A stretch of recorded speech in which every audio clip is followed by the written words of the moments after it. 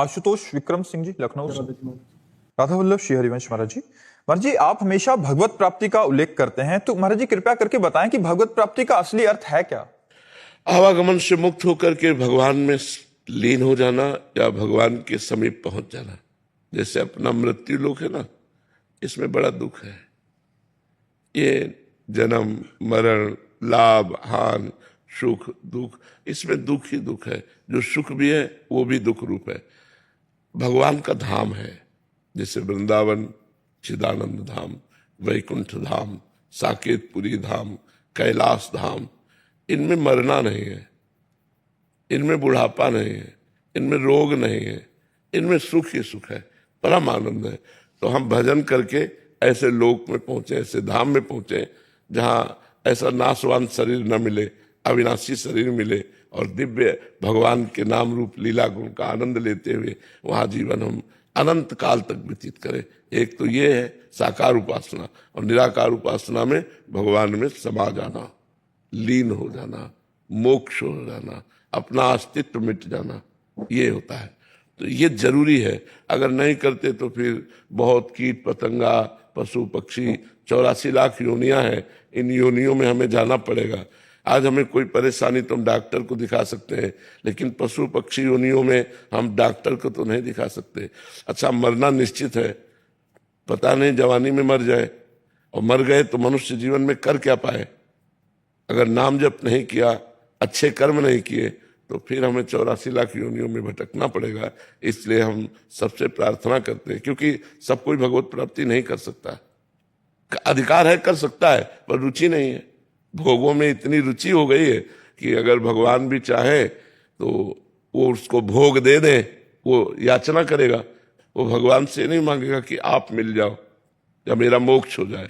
ऐसे बहुत कम लोग होते हैं जो भगवान के मार्ग में चलकर भगवान को प्राप्त करना चाहते हैं। देखो कितने लोग एकांतिक में आए हो, आप विचार कीजिए। बहुत कम लोग होते हैं जो अच्छे मार्ग का अनुसरण करते हैं, और गंदे मार्ग का अनुसरण करने वाले लाखों लोग हैं। शराब की पार्टी हो, फिर देख लो आप कितने लोग एकत्रित होते हैं। कोई ऐसी पार्टी हो जिसमें गंदा खान पान, शराब हो, ये सब मनमानी मनोरंजन हो, देखो लाखों की भीड़ हो जाएगी। और भगवान का प्रवचन होना है तो वही आएंगे जिनके अच्छे विचार हैं, जो पवित्र भावना वाले हैं, जो अपना कल्याण चाहते हैं, अपना मंगल चाहते हैं। इसलिए संतों का कार्य है जीव के अंदर भगवत प्राप्ति की जागृति करना कि मुझे भगवान चाहिए, बुरे आचरणों का त्याग करवा कर अच्छे आचरणों में लगाना। इसीलिए हम दो काम ज्यादातर कहते हैं, नाम जप करो और पवित्र आचरण रखो और भगवत प्राप्ति का लक्ष्य बना लो। समझ रहे जी। अनिल कुमार जैन जी, उज्जैन से। राजा महाराज जी, शुभ और अशुभ कर्म फल भुगतने की अवधि का निर्धारण पूर्व जन्म में कैसे होता है कि कोई व्यक्ति अपने अच्छे बुरे कर्म कितने समय तक भुगतेगा? इसको केवल विधाता जानते हैं, दूसरा नहीं जानता। सुनो भरत भावी प्रबल, बिलख कहो मुनिनाथ, हानि लाभ जीवन मरण जस अपजस विधिहात। तो जो हमारा प्रारब्ध भोग है वो क्या क्या है, कितने समय में कैसा है, इसे पूरा विधाता जानता है। और ये इतना ही नहीं है, गोदाम भरा हुआ है जिसे संचित कर्म कहते हैं।